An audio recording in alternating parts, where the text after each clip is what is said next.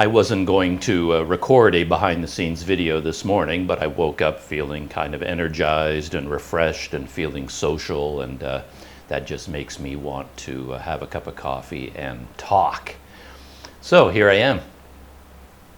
I have a few things on my mind this morning, and one of the first things I was thinking about for whatever reason is how when you're shooting a lot of YouTube videos using different types of camera gear, you sort of evolve a technical style naturally. I mean, if you just sit down and think about the camera gear, and like you're going to buy a new camera and you need a grip and you need a mounting apparatus and you need this and you need that, you need this adapter, you're sort of thinking about how you're going to use the camera and what kind of gear you need, and then you buy that gear and then it either works or it doesn't work. So there is this point where you're just making logical decisions about things, but then I find that that doesn't generally work because there's no way you can anticipate the complexities of what you're setting out to do and what kind of gear works and what doesn't work. So in fact, you have to do that, of course, at the beginning. You just have to think about it logically. Oh, I'm buying this GoPro. I need a grip. What grip is the best grip for me? Then you go online and you're looking at YouTube reviews of various grip options. You're looking at Amazon, you go to the stores, you look at them, you test them out. Okay, I think this is the one that will work for me. And you buy it, but then you take it out into the real world and it may or may not work. There are all kinds of unintended consequences and unintended benefits, pros and cons of the various bits of gear that you end up using. And then over time, something just naturally evolves. Like you're not making a conscious choice, but a few weeks will pass and you'll find that 9 times out of 10, I reach for this grip and I put it together this way, and then you're not really thinking about it, but that just seems to work for you. And you don't know exactly why, but then you kind of modify it a little bit every day. You try something new, you add this, you bend this, you attach this, and then a certain system evolves over time and it just works for you. So for example, when I was back in Malaysia, when I first got there from Thailand, I stopped off on the island of Penang, and while I was there, GoPro had released this new 3-way grip, and I was quite excited about it because it incorporated a GoPro quick release buckle on the top combined with a ball head.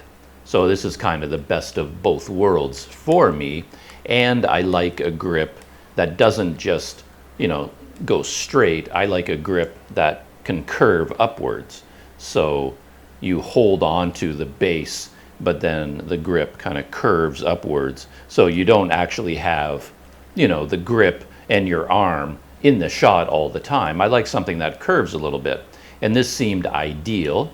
I really liked it when I saw all the reviews. There were problems with it, but overall it seemed like it was something I could work with.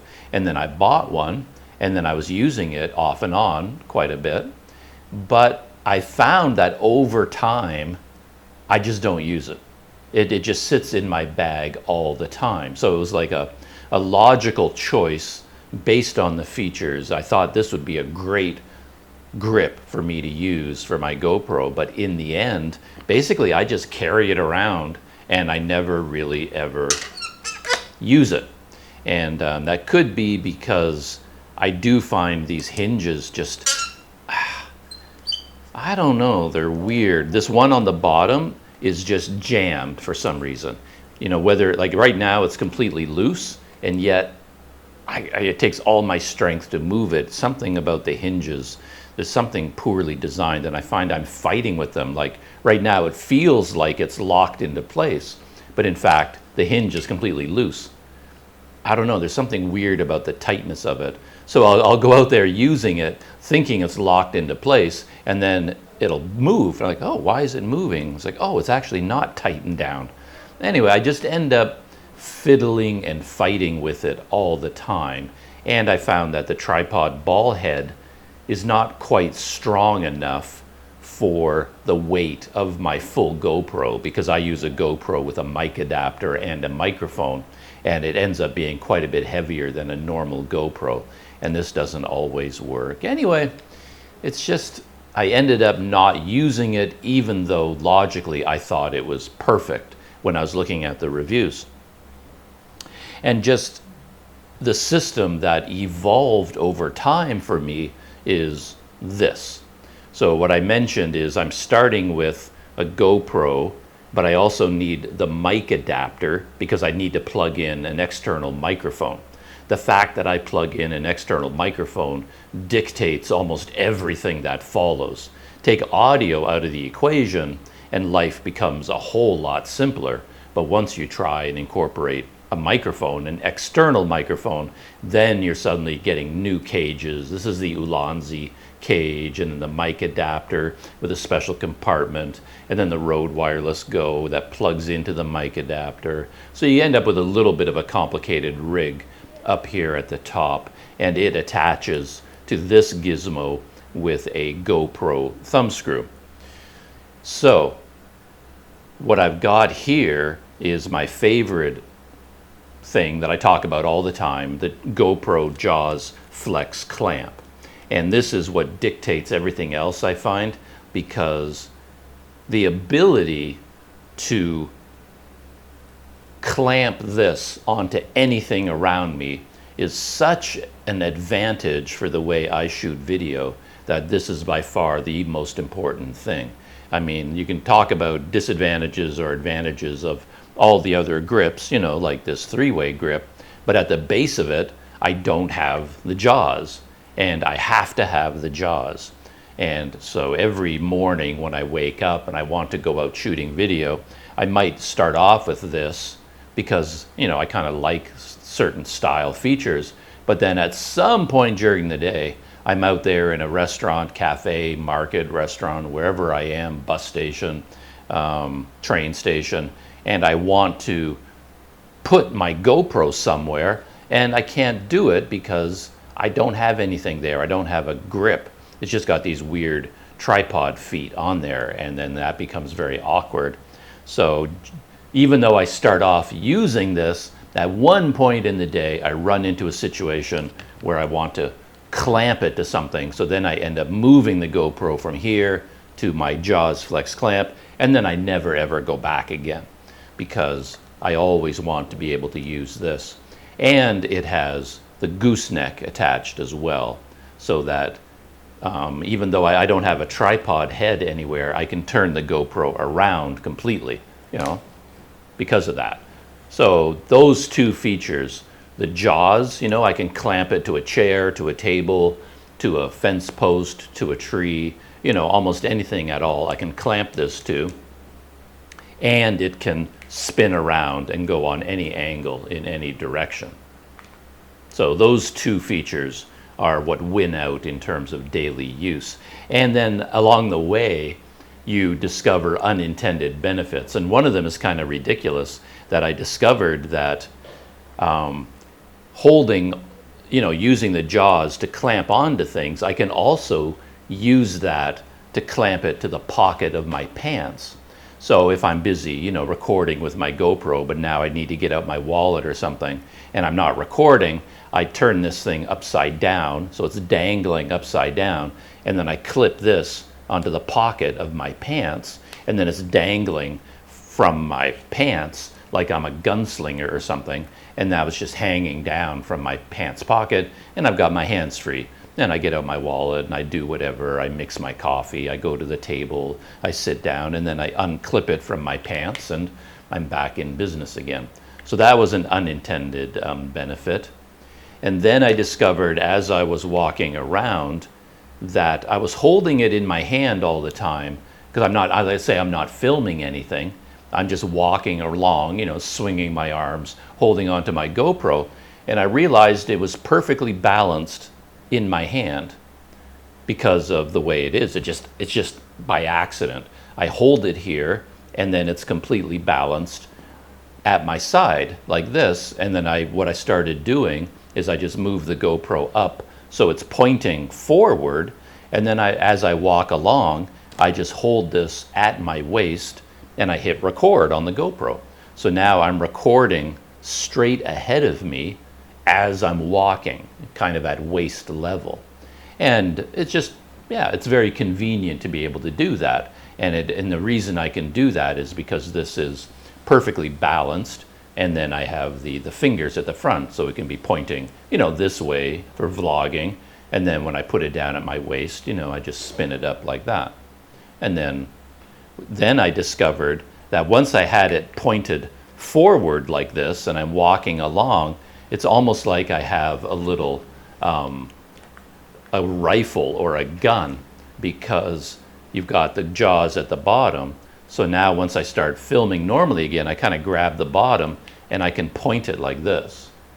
It's like, it's a very convenient way, and it's holding the GoPro further away from me. Like if I'm walking through a museum and there's a beautiful roof up above, I'm just sort of like pointing it like this ahead of me and then moving it upwards like that, filming this direction. It's just a very nice, smooth way to hold the camera. And again, it was a completely unintended consequence. This jaws was never meant to be held like it's a gun grip, but that's exactly how it works, So I can basically aim it wherever I want, And now I want to go back to regular vlogging mode, that's no problem. The GoPro just spins up like this. And now I'm talking to the GoPro. I'm aiming it ahead of me like that. And then I go back to holding it at my waist. I spin the GoPro up, and then I'm walking along like this, and I can, turn the GoPro around. It's perfectly balanced. And then I want to get a bit more range, a bit more accuracy, and then I'm pointing at different things. I don't know, it just has a lot of advantages that way. And then the other thing that has become a big advantage for me is the quick release, the GoPro quick release buckles, because it has a quick release buckle on the jaws at the top. Then this bar that I'm using, this actually came from Insta360. This came in the Insta360 motorcycle kit. So it's designed, it's a rigid, lightweight bar, and it was never intended to be attached to the jaws, the GoPro jaws. No one intended it to work that way. But I just used it one day because I like that little bit of extra length. So my GoPro is sitting up high, because if I have it right on the jaws, this gooseneck is not tall enough for me. Like I want my GoPro to be at eye height. Like I don't want to hold it down low, like on an angle pointing upwards, because I don't want the sky in the video. I want the camera pointed at me, and I want the street around me to be on video.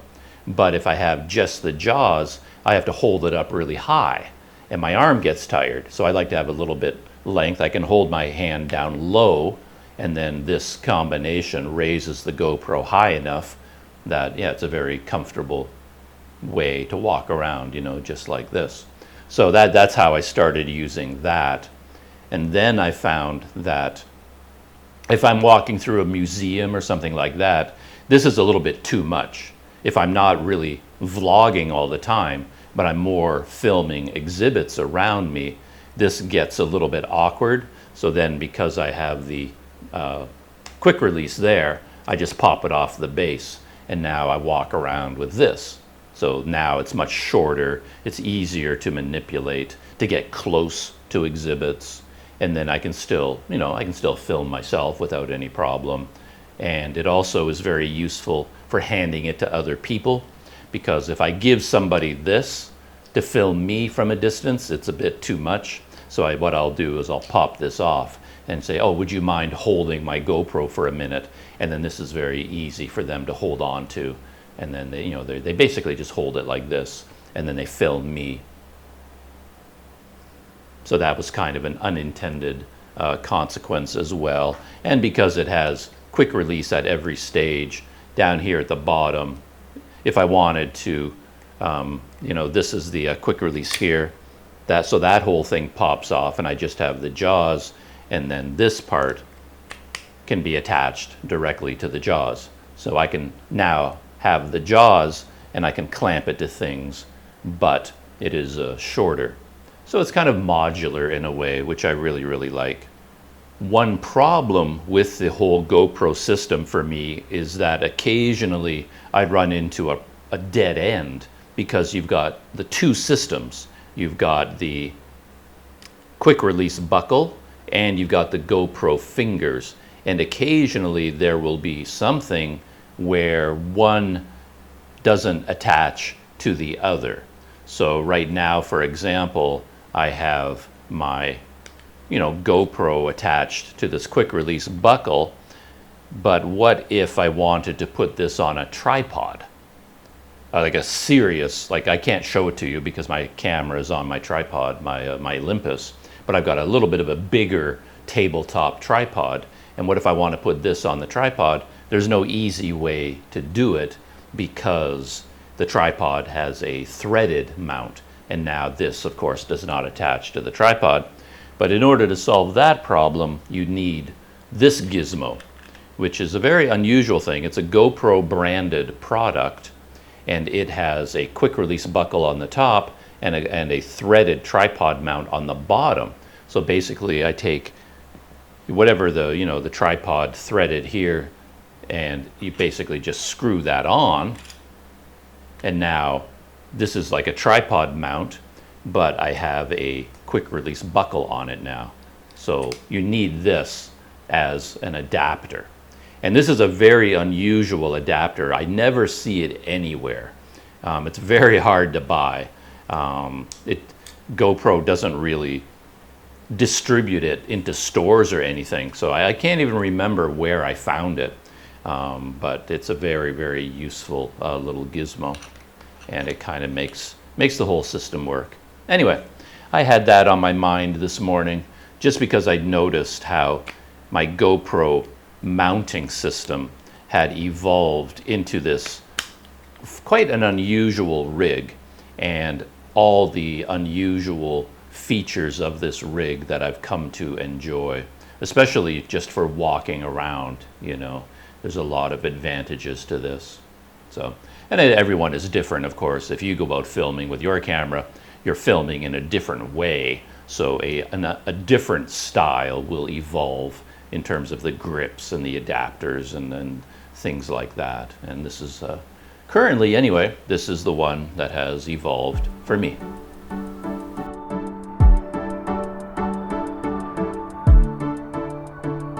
My latest Planet Doug video is another food video, which I guess is kind of unusual, but I'm here in the city of Medan, and for whatever reason I was suddenly, I guess I was inspired to talk about food a little bit because my hotel is right on Food Street. So I thought I should feature that a little bit in my videos. So I started taking video of some of the meals I've been having, and that has turned into a little bit of a habit. And a few days ago, I went to a place called Ice Cream Ria, and I had satay padang martabak, and I had their signature ice cream, which, as they explained to me, is homemade. They have their own homemade, they make ice cream by hand, and then, natural ice cream, and they have their own homemade recipe. And I was talking to one of the family members at this restaurant, and while I was chatting with him about their ice cream, he said to me, "Oh, have you been to Tip Top?" And I said, "No, I don't know what that is." And he told me all about this restaurant called Tip Top, and I guess it also is well known for their ice cream, and they make their ice cream in the same way. It's like it's handmade with all natural ingredients and that sort of thing. And he said that Tip Top is a very well-known, very old restaurant here in Medan, and he recommended that I go there. So I had that on a mental list of places I should check out. And yesterday, I finally went to Tip Top. So that was kind of interesting. I mean, the whole video shooting process for me, it always starts here. It always starts on a computer because I had to find out about Tip Top. And it turns out that Tip Top has a website, and they have actually a lot of photographs, historic photographs of their restaurant, modern photographs of all the dishes that they serve. They serve Chinese, Indonesian, and Western food. And they have quite a history going all the way back to 1929. So they've developed a website that tells you all about the history of the place. So I spent some time here in my room drinking coffee and reading up on all the history of the restaurant. And then I make notes. I make notes on a little online notepad. And it's a notepad that I can access on my phone. So I'm making the notes on my laptop, but they also appear on my phone, so that when I go out to a place like Tip Top, I call up my notepad and I have it here on my phone so I can refresh my memory about the information about wherever it is that I'm going to. And then I had an idea of how I was going to start the video. Like normally, I like to start my video right from the beginning. So I would actually record going to the restaurant, and I would talk about the restaurant on my way there, usually going by foot because this restaurant isn't that far away. So normally I would just start recording video as I'm walking there, and then I would arrive, have my meal, and then walk back. So the video as a whole is not just me at the restaurant, it's me learning about the restaurant, it's me walking to the restaurant and walking back again. But I just wasn't in the mood to do that. And I realized that Tip Top Restaurant, it's actually located right across the street from the Zhong-A-Fi mansion. So I thought, okay, that would be a natural starting point for the video, because any visitor that comes to Medan, everybody's going to go to the Zhong-A-Fi mansion. Well, nearly everybody. And it occurred to me that you could combine it with Tip Top Restaurant, because they're both about 100 years old. They're both very important parts of Medan's history. And you could go to Zhong-A-Fi mansion in the morning, spend an hour and a half there, and then once you're done with the tour of the mansion, just cross the street and you're at another important part of Medan's history. You could have lunch at, or you could have ice cream or coffee, whatever you want, at Tip Top Restaurant. So it's a perfect combination. And in fact, the Avros Plantation Museum is right across the street, but in the other direction. So if you had a lot of energy, you could do all three. Go to the mansion, go to the Plantation Museum, and then go for lunch at Tip Top. Perfect morning for spending time in Medan. So what I decided to do was just walk all the way to Zhong-A-Fi mansion, and then when I'm standing in front of the mansion, well, I'll have the mansion behind me, then I will start my video there.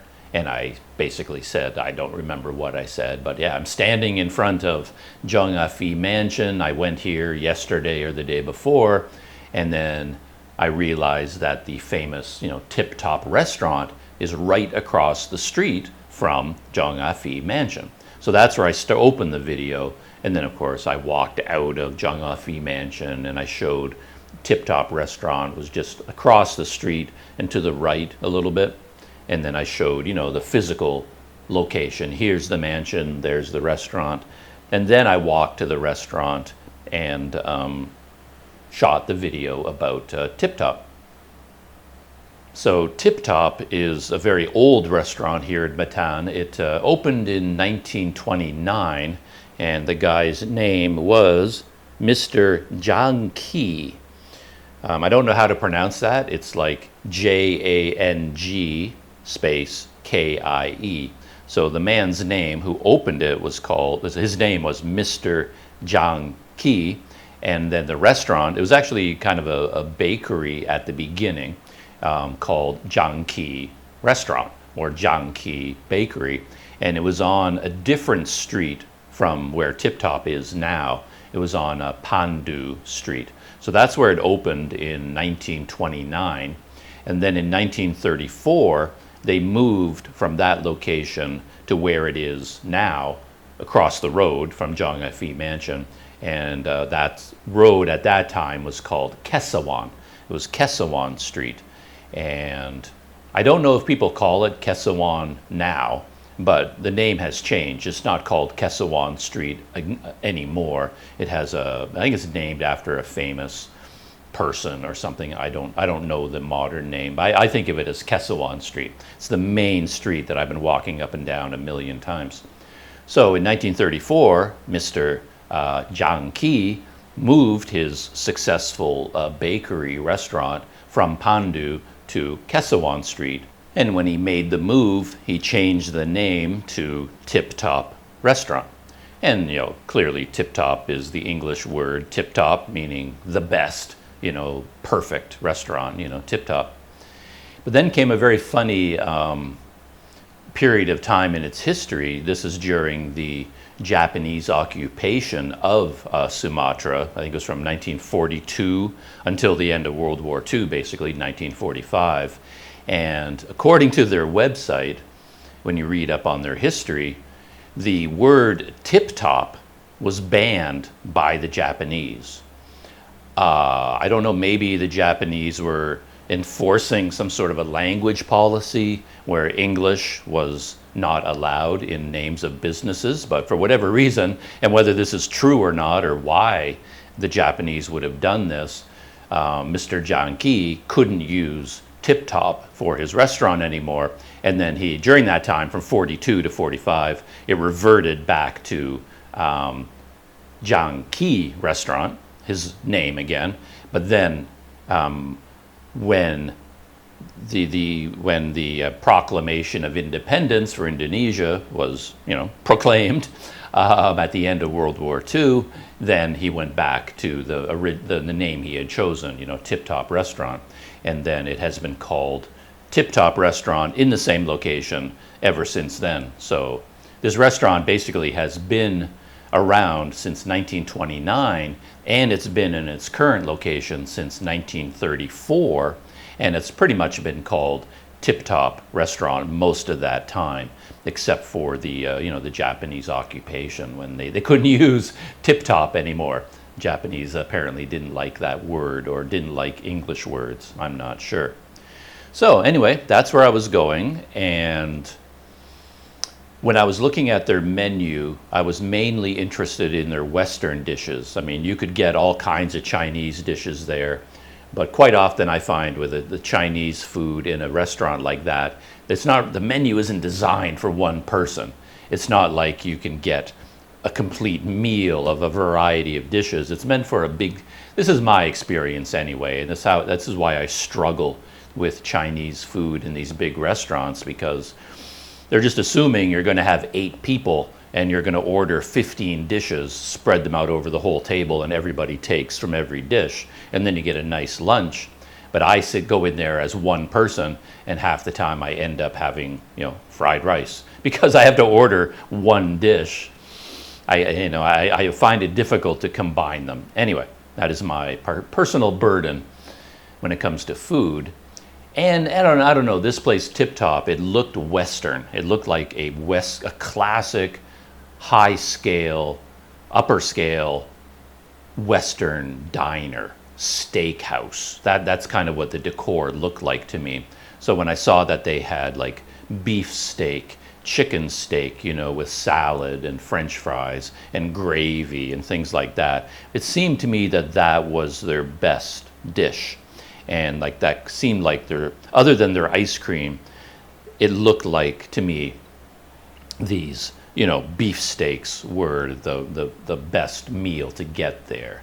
So I kind of had my heart set on that. So that's what I thought I was going to order. It turns out that's what I did order. I had chicken steak with French fries and salad, or vegetables, I guess. And then I ordered one of their classic ice cream dishes called Moorkop. It was like, I didn't really know what it was, but it turned out it had kind of a cake base, then a big ball of vanilla ice cream, then a cake topping, and then the whole thing has chocolate sauce poured over it. And there's a Dutch word, moerkop, and that's what this was called. And that's what I had for dessert, and then I had like a mango juice drink to go along with it, and that was my full meal. It's a little bit of an upscale restaurant, I guess, because your entree is going to be about 80,000 rupiah, and if you have dessert and a drink, I think my whole meal came to 128,000 rupiah for the meal, and that's about $8 US, which, again, by Western standards, that's a very good price for a meal like that. I mean, at an equivalent restaurant like that, in New York City or something, your mango shake is going to cost more than $8. You know, you're probably going to spend $10, $12 just on your mango juice, right? Forget about getting a complete chicken steak. But for Sumatra at this time and for the local economy, you know, spending 130,000 rupiah on your lunch, that's getting up there in price. But to be honest, it isn't really that expensive compared to other places. I've been surprised. I've talked about this in the video and in other videos. Based on my experiences on previous trips to Sumatra and going to Bukit Tinggi and Padang and Payakumbuh and Pekanbaru, Dumai, all these other places I went to, it feels like my meals were far less expensive than here in Medan. Maybe I just happen to be in a food expensive neighborhood, but even my go-to favorites, you know, mie ayam bakso, dishes like that, they seem to be 2 or 3 times more expensive than what I remember, or maybe my memory is all screwed up. But anyway, whenever I go out to eat here, I've sort of gotten accustomed to paying more. I'm not surprised now. I go have, nasi ayam for lunch, and I walk out and it cost me, total bill like 70,000 rupiah. And I was like, well, okay, that was, so if my lunch there was 70,000 at a normal local alleyway restaurant, then 130,000 for kind of a 2-course meal, like meal, drink, and dessert for 130,000, that's actually not bad at all. And so yeah, the pricing is pretty good, I think. It's funny, I had my usual sort of Planet Doug awkwardness when I went there in terms of like filming video, because I'm just not good at it. And I'm particularly not good at taking video of meals. I guess I don't have a passion for food, so maybe that's partially where the problem comes from. But having a meal overseas is one of the more interesting things you do during your day, so you might as well record it on video. So I've been doing that. And people out there in the YouTube world are interested in seeing the food of wherever you are. So yeah, I've been making an effort to shoot video of the food, but maybe it just doesn't come naturally. Like, I don't know what to say about the food, for one thing. I mean, my chicken steak came, and then I'm like, okay, here's the steak, and I cut a piece of the chicken steak and I eat it, and oh yeah, it's good. But I mean, beyond that, I don't know what else to say. Okay, I don't have the food vocabulary. I guess there's so many things about it that are obvious. So do I need to talk about those things? I've got video of the food, and I realize now that it was breaded chicken steak. But I didn't say that in the video. It never occurred to me to say, oh, it's breaded. But I said it tasted good. It was very tender. It was very hot. It came on like a wooden platter with a cast iron piece of steel on top of it. And that steel, of course, is baked in the oven until it's, really, really hot. So your food is still kind of sizzling and cooking on the cast iron when they bring it to their table. And that tells you, you're at a fancy steakhouse, right? A fancy restaurant. So I really love that cast iron plate keeps the food really hot. The French fries were hot. They were thick, hot, like thick French fries, not thin McDonald's crispy fries. They were thicker and more moist and softer, but they were very, very hot.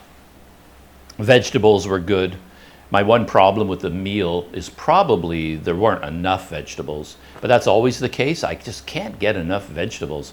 Like when it comes to a meal like that, I want a big serving of vegetables. But with a chicken steak and French fries, they always give you that little kind of fancy portion off on the side, and it tastes good, but for my appetite, it's like, okay, I want 10 times more vegetables than you normally get with a chicken steak or something like that. I want a big plate of vegetables. So that would be my one complaint about the meal, that the vegetable portion was too small, but that was just for me. But anyway, yeah, I don't really have the vocabulary to talk about food. I don't know what to say. I don't know what the spicing is. What am I going to talk about? I try the chicken steak. That's good. Now let's put some gravy, because there's a boat of gravy. And I'm trying to film it a little bit. I was trying to get enough B-roll that I can use it in the video, but I didn't bring my Olympus. The Olympus, I don't know, there doesn't seem to be a point. Like, if all you want to get is a little bit of video, higher quality video of your meal than you get from a GoPro, the Olympus is kind of overkill and it's too much camera. And to be honest, the result I get from it is never worth the effort. So this time I thought, well, just use my smartphone. So this time I brought GoPros and I brought my smartphone. And then when I wanted video of my meal, I did it. I took pictures of it and I shot video with my smartphone. You know, there I am. And you really have to think about this in advance, because as soon as the meal hits my table, my instinct is to start eating and start talking to the GoPro.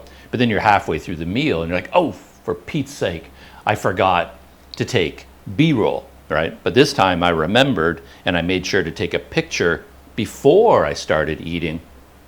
And then I turned on video, and I was sitting there as if I was some sort of a professional, and I'm taking video of my meal with my smartphone, and I'm like moving my camera, you know, over the top of the meal, you know, and I'm starting from up above and then coming down and then zooming into it and zooming. I don't know what I'm doing, so I'm zooming this way and I'm zooming that way. And then I tried to get video of me pouring the gravy, because that seems like a luxurious, very visual thing. You know, you got that silver gravy boat and then you pour the gravy. So I'm holding the phone over here and I'm trying to pour the gravy, you know. But I don't know what I'm filming because I can't see the screen, and the whole thing was just kind of ridiculous, you know. But we'll see what I ended up with. And the awkwardness started kind of when I went there. I think when I went to the restaurant, I have certain ideas of how it's going to work. It's all going to be natural and it's going to be smooth, and I'm going to take, you know, do an intro and video of the exterior and then going in. But of course the real world is never quite that simple. And I get there and I walk up to the restaurant, and it has a beautiful outdoor section, which I really loved. That was my favorite thing about the place. It had a wide section of the restaurant kind of on the sidewalk with a bunch of lower tables and chairs out there where you could sit and have coffee and have drinks and sit outside, basically. It's a bit problematic because you got the roar of the traffic, but if you can put up with the roar of the traffic, it's kind of a nice area to sitting outside. And then you've got the main door entrances, and then they have tables on the inside. And the whole place is quite wide open and fairly spacious, very old style. So the furniture is like big and heavy, and it just has a nice, comfortable feeling to it. Kind of a steakhouse feeling, I guess, a Western style steakhouse. But there are staff on the outside, and they see me walking up, and I've got my GoPro and I'm doing my thing. But of course the staff have their own script that they're following, and I come up to the guy who approaches me, and he wants to show me to a table. And it's like, oh, so because that's the first thing that happens, right?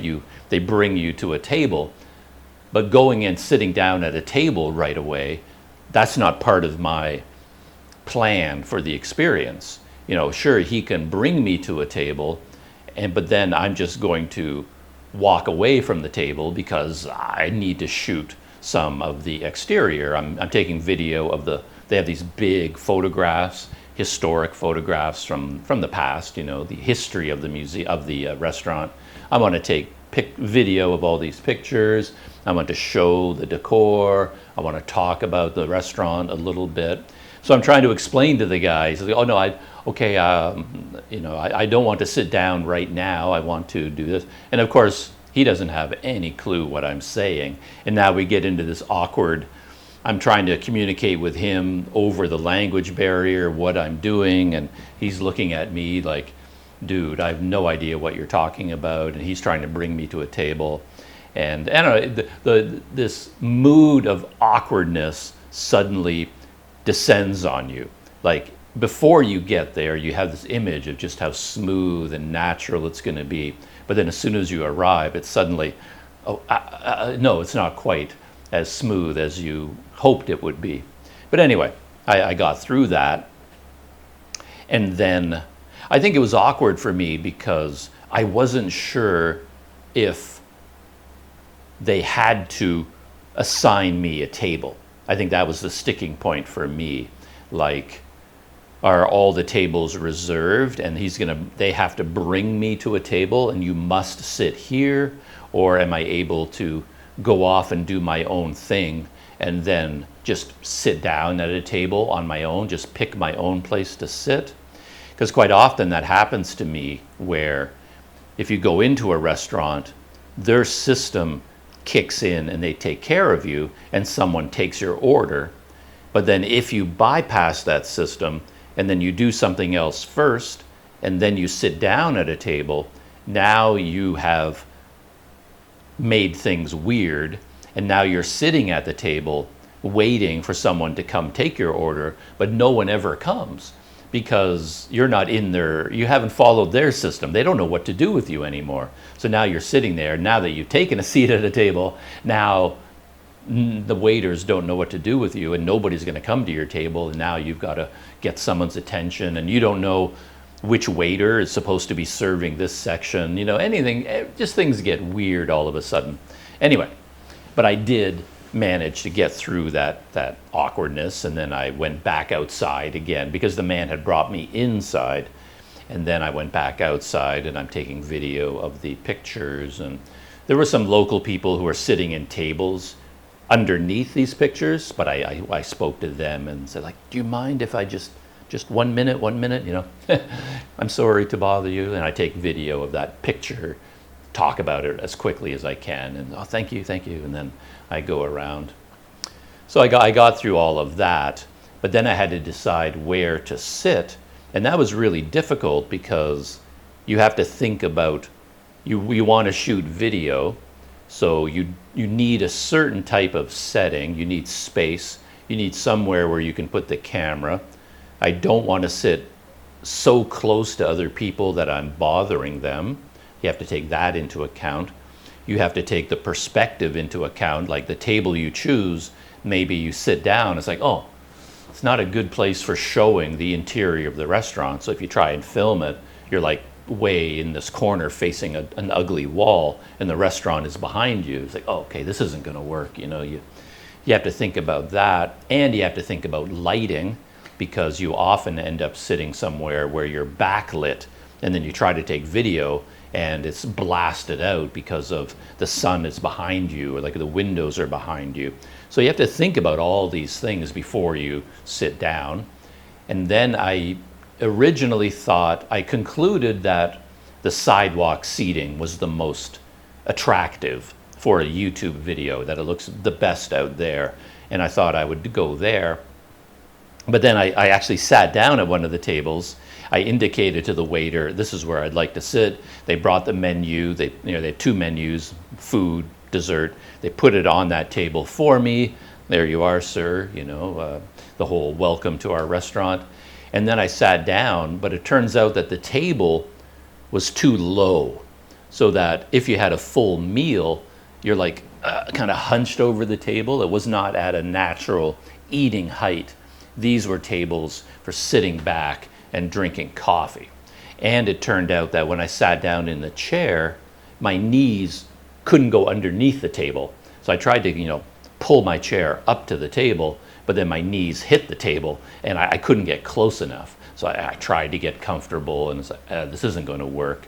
So then I had to get up, pick up my knapsack, get my GoPro, signal to the waiter, whatever. It's like, this table isn't going to work. I'm going to go inside. Is that okay? So then I go inside the restaurant where the tables are more at a natural dining height and the chairs are different and go underneath the table. And then it turned out they had a really nice booth there. And I kind of looked all around, calculating in my head everything to do with audio, with perspective, with bothering other people, with lighting. And I settled on a booth. And I thought, oh, actually, this booth, I think, is the best place to sit. So then I indicated to the waiter who was following me, it's like, oh, I would like to sit here, and I'm about to sit down at the booth. And he says, no, no, no, no, no, you can't sit there. And for whatever reason, there were a couple of dishes on the table that had not been cleared away yet. I thought that would be no problem. I can sit down, they can take those away, they're done. But maybe the waiter didn't want me sitting at a table that wasn't perfectly clear yet. Maybe because they want to preserve the booth for a group, like one person sitting in a booth kind of wastes the booth, you know. But basically he says, no, no, no, you can't sit there. And then he pointed at another table, and from my point of view, it was actually the worst table in the whole restaurant for me, but he kind of pushed me to that table. And then by this point, I just kind of, all right, I'll sit here. And I think it worked out fine, but in my head, it was like the worst table in the entire restaurant for me to sit, but that's just where I ended up sitting. And it turns out there's like 2 tables almost pushed together, and there were a group of 3 women at the other table. So basically my rule of, you know, being away from other people so I don't bother them, that's already lost because I'm sitting at, you know, right beside this group of women. But it turned out that was okay. And in terms of the lighting and the background and the perspective, I think it worked out okay, and that's where I ended up sitting. But again, the entire arrival, getting to a table, filming my arrival, it was all a little bit more awkward and challenging than the image I had in my head. You know, like in my head, it was like, oh, Planet Doug is going to have a nice lunch at an elegant restaurant, and we're going to film it, and it's historic, and it's going to be smooth and wonderful. But by the time the whole experience was over, it was actually kind of exhausting. Even having the meal was a bit exhausting because I couldn't just enjoy the meal. I had to interrupt myself constantly to make sure I got B-roll, and then I talk about this, and then the mango drink would come while I'm having this and that, and then your fingers get sticky because you've picked up French fries or whatever, and now you want to handle your camera, but your hands are all sticky. You got to wash your hands, come back, and I don't know, the whole thing was actually a little bit stop and start and awkward and kind of tiring. It wasn't really the elegant dining experience that I'd hoped to capture on video. You know, maybe the final result, which is the important thing, I had a good meal, so no problem there. It was a very interesting restaurant, the experience, the history of the place. I found that very interesting, no problem with that. You know, and it was a filling meal and everything was interesting. And maybe the end result is a good, an okay, YouTube video, but the actual relaxing and having a good meal, that wasn't there because too much work was involved. But of course, I guess you know that if you're going to shoot a YouTube video, you know, you're working basically. And if you're working during lunch, it's not going to be as pleasant as a completely relaxed, casual lunch. But anyway, no, it was good though. Yeah, good lunch, interesting place, and we'll see how the video turns out in the end.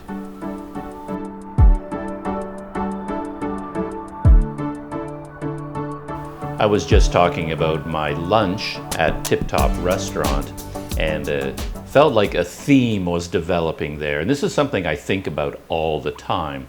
And this theme is sort of the difference between how a trip looks on YouTube compared to how the trip is really like.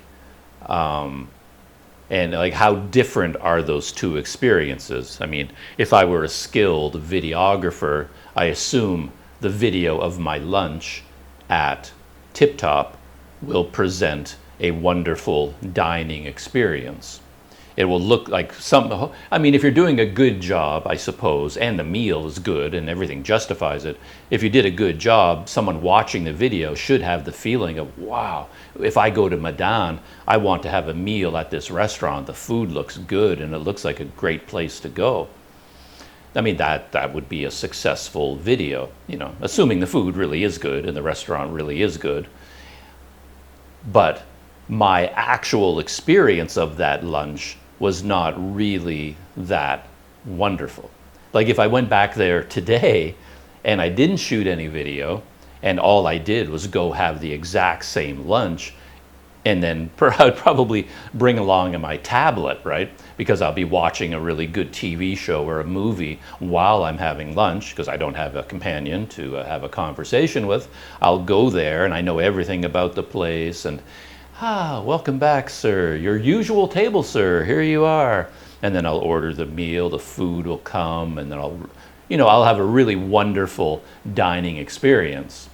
But the actual experience I did have, as good as it was still work. I was shooting a YouTube video while I was doing it. So I often think about that when it comes to YouTube videos about people traveling around the world. If I'm watching the video and your instinct is like, wow, what an amazing trip. I really want to do what he is doing. It's like, oh man, I really want to go there and do what she is doing because it looks so amazing on the video. But then, are they actually having as good an experience as you think you are? And then if you start reading between the lines, it might turn into something completely different. So I do think about that all the time. And it does come up quite a bit for me when it comes to itchy boots, which is why I'm always trying to think behind the scenes in her case, right? Because I think when I watch one of her videos traveling through Africa, I'm projecting. I'm seeing all the experiences she's having, and I'm thinking, wow, if I go there, I will experience all of that. But instinctively, I'm also assuming that I'm going to have all of my own experiences at the same time, if you see what I mean. I'm picturing the trip from my own perspective. But when you drill down in what she did, it's actually very far away from anything that I would do naturally. And one of her latest videos is kind of a good example of that. This one is called, I Need to Find Shelter Fast, Storm in Cameroon. And in this video, she was riding on her motorcycle, of course, out in the countryside. But then she arrived in Cameroon's capital of Yaoundé. And the only reason she went to Yaoundé is because she needed to get visas for, I believe, the Central African Republic. I guess normally she wouldn't have gone to the big, busy city at all. She would have stayed in the countryside. But she went to Yaoundé to get this visa. But of course, there were odd things in the video title and thumbnail and description for me that, I didn't really understand. I mean, again, it's a little bit clickbaity for me because the whole thing was about, a storm coming in. The thumbnail is of this huge storm and the words storm. And she says, I need to find shelter fast, But when you watch the video and you look at it from a normal cyclist or motorcyclist point of view, she was riding along. Oh, she saw that it was going to rain. And when it started raining, she pulled into a shelter, stayed under the shelter until the rain stopped, and then she went on her way again. I mean, that was the whole thing, right? It was actually nothing very dramatic. I mean, if you hang out in Kuala Lumpur, in Malaysia, I mean, you see tens of thousands of people do this every day because people in Kuala Lumpur, they have the habit of parking underneath bridges during the rains. So there you are riding your motorcycle around Kuala Lumpur and it starts to rain and you're going down the highway goes underneath another highway and there's an overpass. There'll be 100 motorcycles parked underneath the bridge, sheltering from the rain. They wait for the rain to end and away they go, right? And if you're out there bike touring through Thailand or riding your scooter around Thailand and it starts to rain, well, you just find shelter and you wait for the rain to stop and then you keep riding. It's not really as dramatic an event as, you know, she was sort of implying here. But hey, it's all about making the video look exciting, and she made it look exciting, you know, like a massive storm, and you know, it was dangerous and crazy and wild. But anyway, and then she went to Yaoundé, and in the video description, she wrote, what did she write? She wrote about, she said, the main ingredient you need for this is patience. Because she said she went there to get a visa. And then in her video description, she says, yeah, I went there to get a visa, and man, you need patience for this, as well as patience for finding fuel, finding ATMs, getting food. So it made it sound like the whole thing was a long, drawn-out struggle for her to get all these things done. But as far as I can tell, she got it all done in one day. It was like the craziest thing. She said, yeah, she got there, and she got her visa overnight. So she went to the embassy and she picked up her visa the next day. And when she went to the embassy to pick it up, she had to wait 2 hours. So she went to the embassy on day one, applied, returned the next morning, waited for 2 hours, got her passport back, and she had her visa. So I was like, that is amazingly fast and easy. So I honestly don't know where all the patience comes in. It's like, man, I wish visas were that easy to get, you know, in the real world. That was like the fastest visa processing for an African country. It's crazy. It was crazy easy. But yeah, and then she needed to get gas, get money, and get food. And as far as I can tell, she did all that on the same day. So essentially, in one day, she went to the embassy, got her visa, and then got gas, got money, got her food and water, and then she was done. So basically, in one day, she did everything she needed to do in Yaoundé, and then she left the next morning. And I was like, man, sounds pretty good to me, you know. So I don't know why she thought you needed a lot of patience to do all these things. So I keep wondering, is there all this stuff going on in the background that we don't know about? But I watched the whole video a couple of times, and I'm just trying to calculate, like, did I miss something? But I don't think so. I think she went to the embassy one day, and then next day picked it up, and then she left. But when she talked about this gets into sort of a different style. When she talked about going to get the visa at the embassy, she said when she first went there, they told her it was going to take 7 days to get the visa. And then she said in the video that she doesn't want to wait that long. She spoke to the guy and says, oh, please, please, please, you know, can you do it faster than that? And she said, because obviously, I don't want to spend 1 full week in Yaoundé. And me, I was thinking, why not? I mean, what would be so awful about that? Like, I couldn't imagine going to a place like Yaoundé and then getting my visa in 1 day and then leaving again. I mean, if they said it's going to take, you know, 7 days to process, I'm like, cool. Because I'm going to spend at least 7 days in Yaoundé anyway, you know, just hanging out, getting to know my neighborhood, going out exploring. There's got to be a million things to do and learn and experience in a city like Yaoundé. But from her point of view, if she had to spend 7 days there, that would have been a horrible thing for her, you know, that's kind of interesting.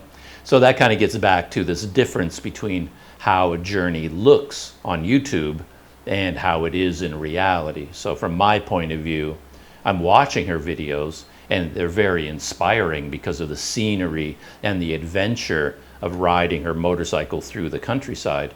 But for me, the riding of the motorcycle through the countryside, that would only be part of the journey.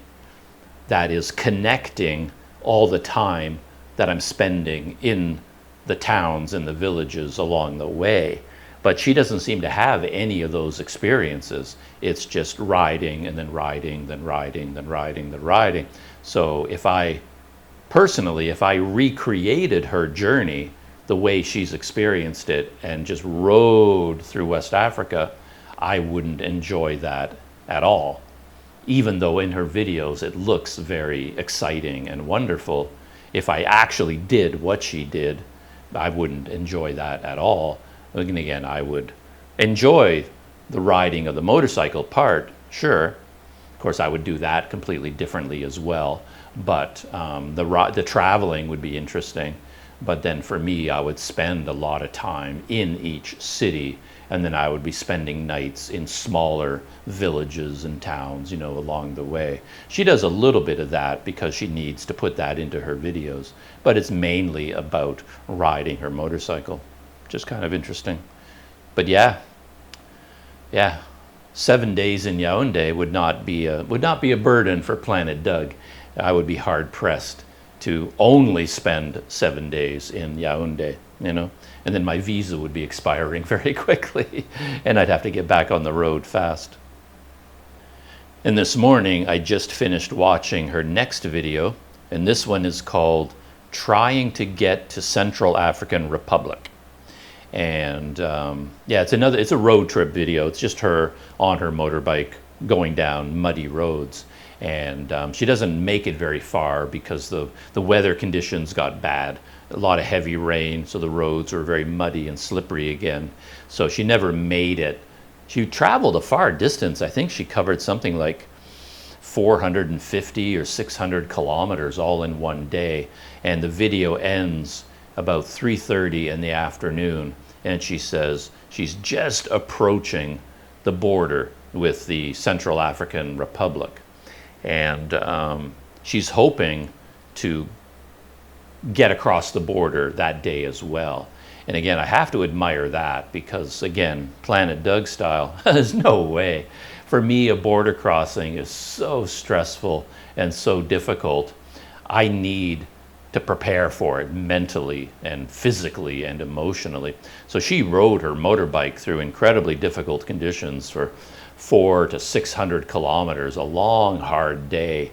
And then she's at the border and she wants to get across the border on the same day.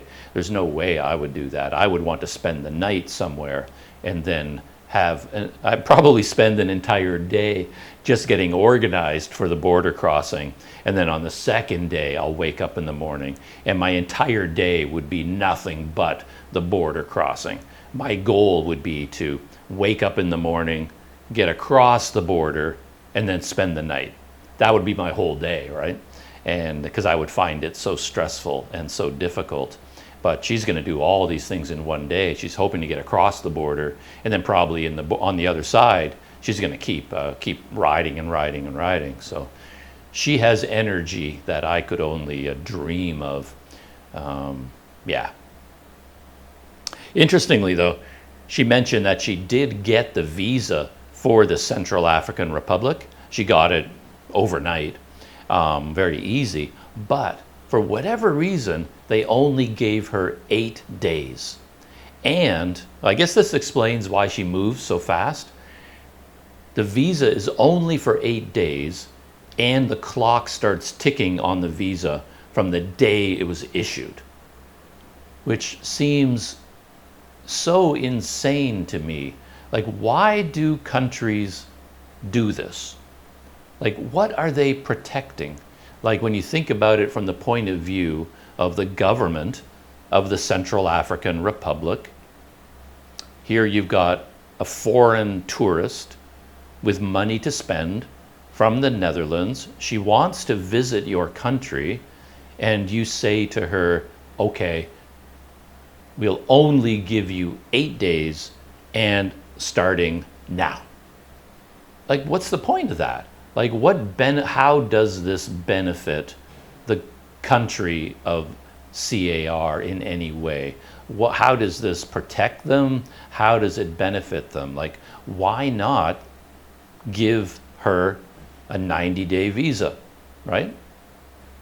What harm does that do?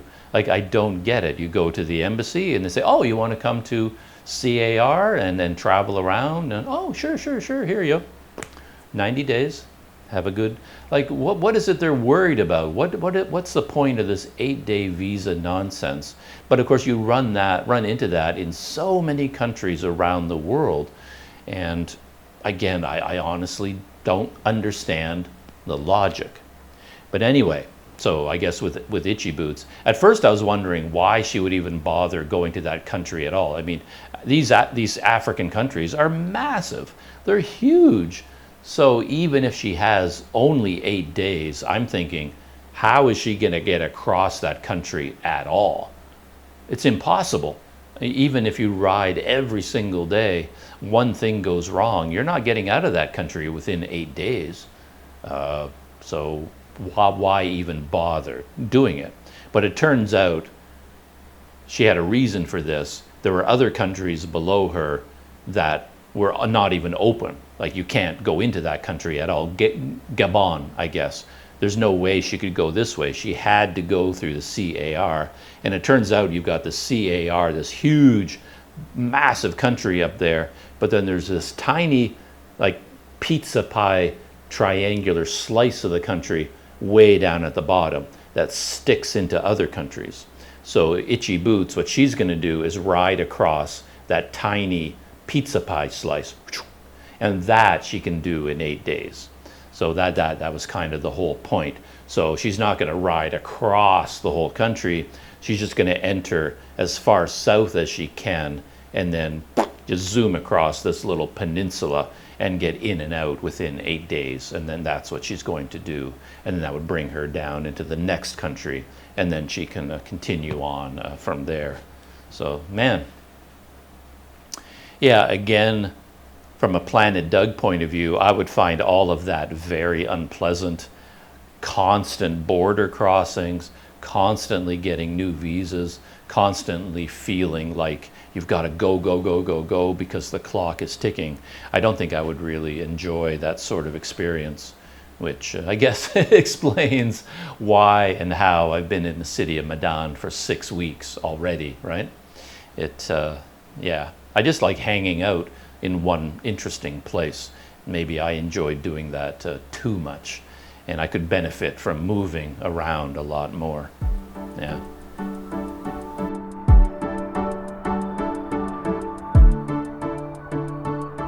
And speaking of this whole idea of what a trip looks like and how it feels in reality, you know, how something looks on YouTube compared to perhaps what the reality is. I caught up a little bit with another YouTuber that I've been following for probably, over 10 years, I think. She doesn't post a lot of videos. She's not a hardcore YouTuber. She's more of a hardcore cyclist around the world traveler, and all her energy goes into her trip. And then she occasionally will shoot a little bit of video. So you don't really learn a whole lot about her journey. She just sort of does a little bit of video from time to time. But anyway, her name is Jin from South Korea, and her YouTube channel is called Cycling Around the World. And I don't think I have the names of her latest videos. They're the most recent ones. And in these videos, she went to China. And it's also like, it's kind of a border crossing and bringing a bicycle through an airport experience, which when you watch that on video seems absolutely exhausting and horrifying. And a lot of her videos show this because, I don't know, I guess it's sort of like you're shooting videos and then a big thing is happening. Okay, you're traveling from country A to country B. It kind of gives you the impulse to record that. Oh, I'm leaving wherever she was and I'm flying into China, and that gives her the energy to record a video. So a lot of her videos seem to be about boxing up her bicycle, getting to the airport, checking in for the flight, fighting over the weights and the oversized luggage and the payment for this, and then flying to a new country, landing at the airport, struggling to put her bicycle back together, and riding her bicycle away from the airport, and all the hassles involved in that. So it just seems absolutely unpleasant, to be honest, from beginning to end. And that was my reaction when I was watching her video. I kept thinking about this idea of bicycle touring, where the actual bicycle touring is very enjoyable, but if you do what she does, and she's always constantly packing up her bicycle, bringing it to an airport, flying, landing at a new country, reassembling her, but it seems like all of her videos and all of her experiences are a struggle, an unpleasant struggle with bringing her bicycle around the world, where the bike is more of a burden than anything positive. It's like an anchor around her neck. And I keep thinking whether she would be better off just getting rid of that bicycle, because it seems like it is such a burden for her to constantly be dragging it around, That was kind of my feeling about all this. Yeah, when she got to the airport, she weighed everything, which is interesting. Pretty heavy stuff. So her bicycle in a box, that weighed 23.6 kilograms. Then she had a big bag, like one of these big luggage bags with all of her luggage in it. That weighed 24.2 kilograms. And then she had a carry-on knapsack that weighed 5 kilograms. And then she had another bag, a whole bunch of bags that she was going to bring onto the plane. She weighed all of that, and that came to 11 kilograms. So yeah, let me add that up real quick.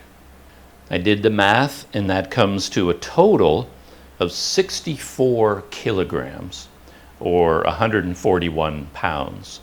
Which is, it's fine. It's a heavy load for bike touring. These days, bike packing is all the rage. If you're out there in the cycling world and you tell somebody that your bicycle and your gear altogether weighs 141 pounds, you will be ridiculed by the bike packing community, where it's all about traveling as light as possible. But for bike touring, where you're camping out at night and you're cooking all your own food and you're carrying water, and it's a full camping load, and you're not worried about the weight. That's a normal weight for a touring load. But can you imagine bringing all of that to an airport, even one time, and you have to put all of it in boxes, how expensive that would be, and the effort of getting it to the airport and carrying it around the airport. It just seems like it would be exhausting doing that over and over and over. And then that gets back into the issue of visas, because as far as I can tell, when she got into China, she had trouble. She had a 30-day visa, and then she couldn't extend it. She had to go from immigration office to immigration office to immigration office, traveling by train with or without her bicycle, constantly worrying about where can I store my bicycle, how can I transport my bicycle, where can I leave my bicycle, going to office after office, until she finally found in Beijing an immigration office that would give her a visa extension, but they only gave her 14 days, and it took her 8 days to go through the application process. So she ended up with only 6 days of visa time, and then she had to get all the way from Beijing back to the city where her bicycle was stored, and then get back on her bicycle and get out of China in 6 days, right? That for me is nightmare fuel. That's just nightmare from beginning to end. And she kind of went through it all with a perfectly positive attitude. I'm sure she wasn't happy about all this, but she wasn't, didn't seem terribly upset, which is amazing to me. Yeah, but anyway, that seems like the balance between the benefits of bike touring against the problems of bike touring. There are way too many problems. It's too much trouble. I don't think it would be worth it. I mean, facing all that effort, what's the point of trying even to do it, you know? I can see there's a lot of benefits in bike touring. It's enjoyable. But if you go to a country and you have 90 days in that country to ride around, yes. 6 months in that country, even better. But 30 days, even 30 days with the possibility of a 30-day extension, that is really cutting it close. It's too much effort to do all of that, I think. But anyway, I do enjoy her videos. She's very personable, very down to earth, and shows a lot of behind the scenes stuff. So her videos are not fun to watch, but they actually give an accurate portrayal of what her life is like. And to be honest, even when she was in China and she was riding her bicycle, it looked really boring, to be honest.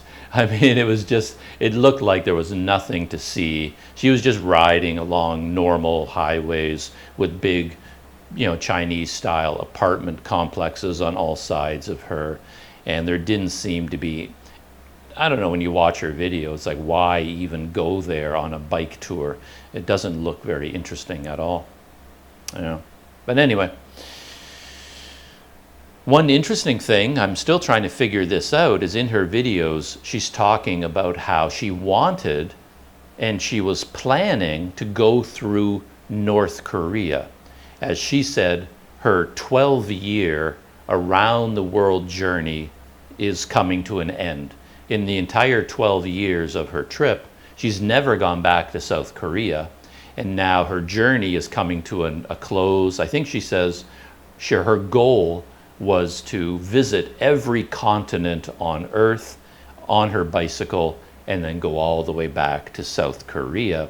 And she was saying that her dream was to do this by going through North Korea to South Korea. And that was her dream. And that's why she went to this part of China, because this part of China is on the border with North Korea. And yet, somehow, she was surprised that this wasn't possible. Like, she doesn't talk about how she found this out. Like, did she go to the North Korean embassy and try to get a tourist visa, then get permission to ride her bike through North Korea?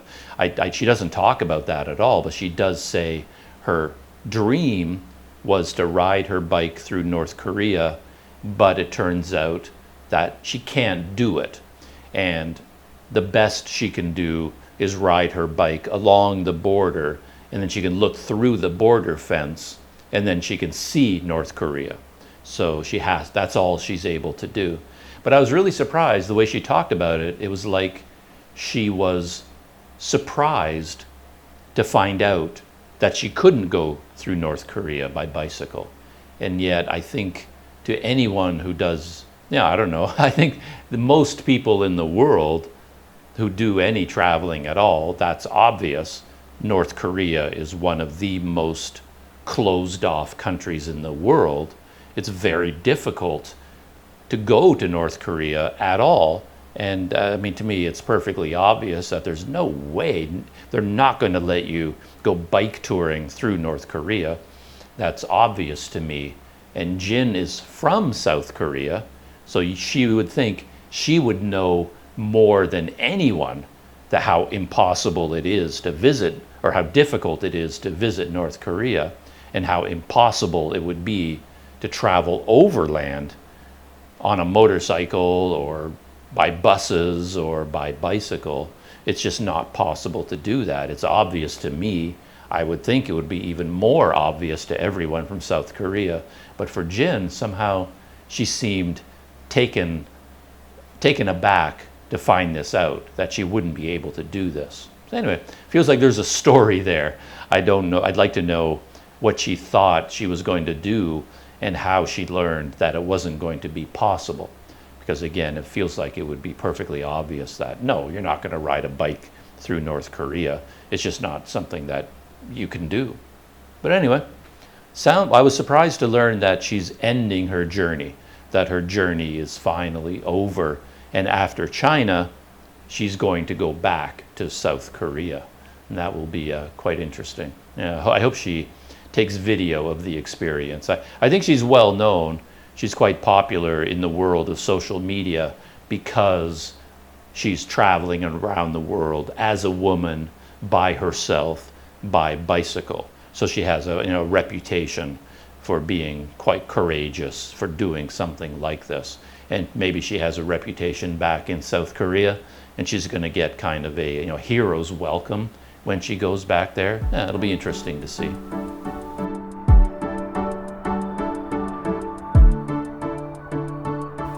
And I was going to talk a little bit about pop culture. I haven't done that for a long time. In fact, I had a whole list of recent shows here that I was going to talk about, and they include The Crown, seasons 5 and 6, Under the Dome, one of the worst TV shows I've ever seen, but I loved Under the Dome because it was so bad. As I said, it was probably the worst TV show I've ever watched, Under the Dome, and also a show called Gen V. Very interesting show. It's kind of the Lost Boys, The Boys spin-off show. And of course, there's a lot to talk about in Gen V. It is not for everyone, for very obvious reasons if you've watched any of that show. Solar Opposites, Season 4, Fargo, Season 5, For All Mankind, Season 4, Slow Horses, Season 3, and I'm waiting for the second half of Season 2 of Invincible. But anyway, those are the shows that I was going to talk about, but I'm running out of time this morning, so I'm going to have to postpone that to another day. I have a lot I could talk about, and I just started watching a brand new show which has promise. This one is called Poker Face. Very small, unknown kind of show, sort of an independent production, but I'm enjoying that quite a bit. The star, I believe, is Natasha Lyonne, and I enjoy her very, very much. And so we'll see how that turns out. But I'm going to skip all that and conclude today's behind the scenes with a little bit of technology talk, because in a recent video I was talking about audio a lot and my struggles with recording audio and looking for an audio solution, and I became interested in these Sony microphones. There's a whole series of them. They all seem to start with ECM. So like there's the Sony ECM-M1, but then I stumbled across another one called the ECM-G1. And for a brief amount of time, I got quite excited about that video, about that microphone, because it was similar to all the ECM microphones, the G1, but it's smaller and it has a 3.5 millimeter jack. So one problem with the other Sony fancy microphones is that they only work when you click them into a Sony hot shoe. So you have to have a Sony camera. You can't use it on any other camera because there's no 3.5 millimeter output jack. But the G1 is smaller, has a similar sort of audio pattern, like audio pickup pattern, to the other bigger ones, and it has a 3.5 millimeter jack. So I was kind of looking into the G1 and I was like, wow, that might be something to think about. But one of my pet peeves with all of the technology reviewers, I've talked about this many times, is that they don't test the gear in real world situations. So I was watching all these YouTube reviews of these fancy, very expensive Sony microphones, and they test them in a quiet, soundproof studio, or they go out into the nicest, quietest park they can find in their city. So now they're walking around, testing the microphone, but they're in a perfectly quiet environment, and that tells me nothing about how the microphone really works. Because who goes to these parks? Very few people. A normal vlogger like me, we're on noisy streets, noisy train stations, noisy cafes, noisy restaurants, noisy everything. So that's where you need to go. And then I stumbled across a review of a couple of these microphones from a guy called Gordon Laing. And I do like Gordon Laing's reviews because he does tend to put gear through their paces in more realistic environments. And in this case, he didn't go quite as far as I would like him to go, but he did mount the Sony microphone on his camera, and then he went out into the real world, and then he was recording audio samples out in normal, somewhat noisy environments where there's traffic noise, people noise, wind noise, things like that. And then after I watched his video, it was like, no. These microphones are not good enough, because when he was using it in a real world environment, to me, they sounded pretty bad. They did not perform as well as I hoped they would. In fact, it was just like, no way. There's no way I would even dream of spending $350 on a microphone if that's what it sounds like in the real world. So I was really happy to come across his review, and that kind of taught me that forget about those microphones. They're really not good enough for me, not the way that I shoot video. So yeah, I was pretty happy about that. So no more talk about Sony ECM-M1 microphones. I don't think they're going to be suitable in the kind of life that I lead. And so that is it. I've been talking long enough this morning. It's time to get back to real life and the real world. Shutting down. I hope you're enjoying your day out there. Thank you for keeping me company and hanging in there with this behind the scenes video. And I will see you in the next one.